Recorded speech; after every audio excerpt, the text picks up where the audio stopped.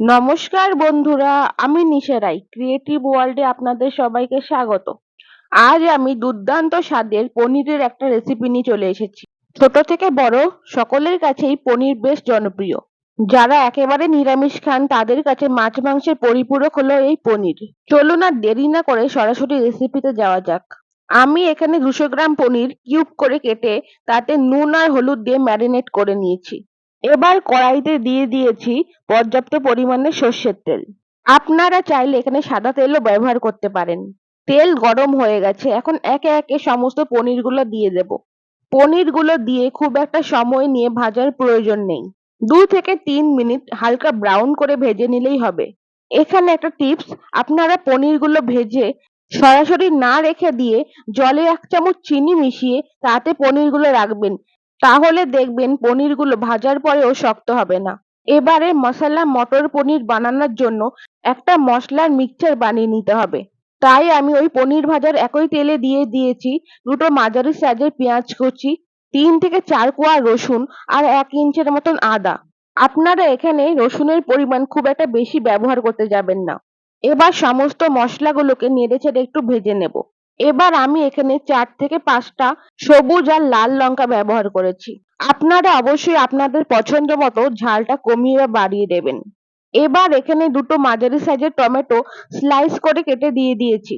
টমেটোগুলো দিয়ে 2 থেকে 3 মিনিটের জন্য নেড়েচেড়ে ভেজে নিতে হবে। আপনারা এই পর্যায়ে অবশ্যই গ্যাসের ফ্লেম মিডিয়াম রাখবেন। বেশি হাই ফ্লেমে দিলে মশলাগুলো নিচে থেকে পুড়ে যেতে পারে। সবশেষে আমি কিছুটা ধনেপাতা ব্যবহার করেছি। আপনারা চাইলে এই পর্যায়ে ধনেপাতা ব্যবহার না করে একেবারে শেষেও ব্যবহার করতে পারেন। আবারও সমস্ত কিছু 2 মিনিটের জন্য নেড়েচেড়ে ভেজে নেব। আমার সমস্ত মশলাগুলো ভাজা হয়ে গেছে। এখন তুলে ঠান্ডা করে একটা স্মুথ পেস্ট বানিয়ে নেব। এবার ওই একই প্যানে দিয়ে দেব সামান্য একটু সর্ষের তেল। তেল গরম হয়ে গেছে, এখন দিয়ে দেব একটা তেজপাতা, 1/2 চামচ পাঁচফোড়ন।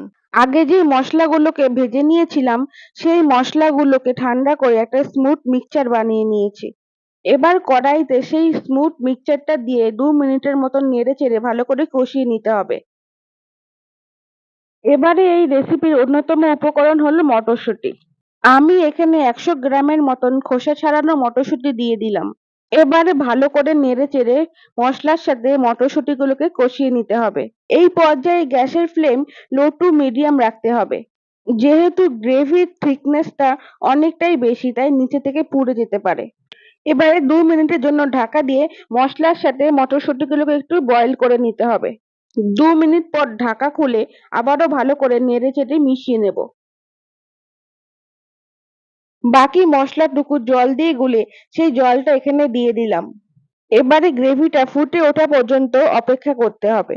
রেসিপিটা ভালো লাগলে অবশ্যই একটা লাইক করে দেবেন। আর চ্যানেলে নতুন বন্ধু হলে সাবস্ক্রাইব করে পাশে থাকার অনুরোধ রইল। আপনারা ইউটিউব বাদে অন্য কোনো প্ল্যাটফর্ম থেকে ভিডিওটা দেখে থাকলে অবশ্যই পেজটাকে একটা ফলো করে দেবেন। গ্রেভি এখন ফুটে উঠেছে। এখন এর মধ্যে দিয়ে দেবো 1/2 চামচ হলুদের গুঁড়ো। হলুদের গুঁড়ো দিয়ে ভালো করে নেড়েচেড়ে একত্রে মিশিয়ে নেব।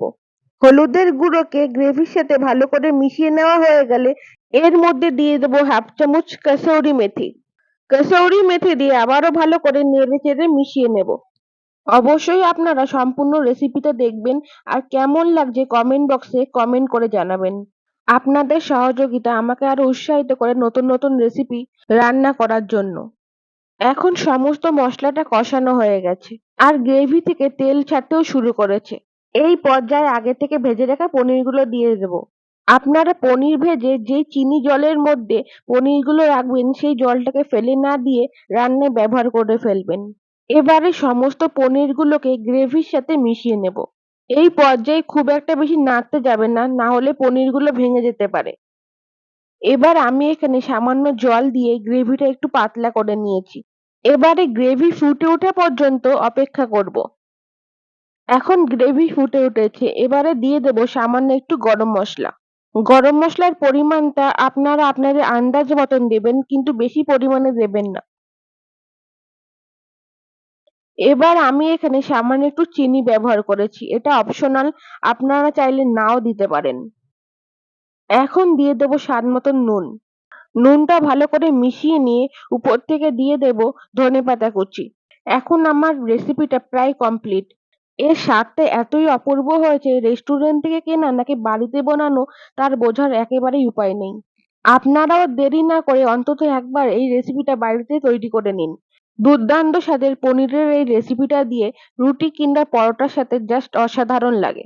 আজকের মতন এই পর্যন্ত। দেখা হচ্ছে পরবর্তী কোনো রেসিপি নিয়ে।